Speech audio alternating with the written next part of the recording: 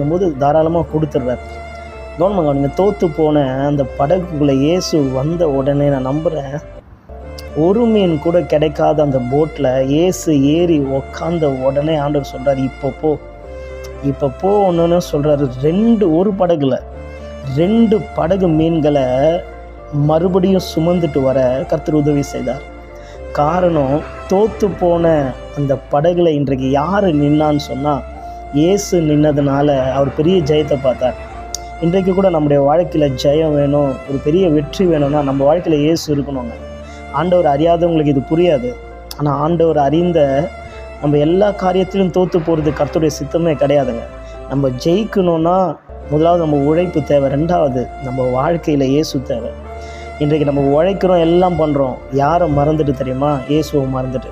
இன்றைக்கி உங்கள் போட்டில் இயேசு வந்தார்னா நான் நம்புகிறேன், எதெல்லாம் நீ தோற்று போயிருக்கிறியோ அந்த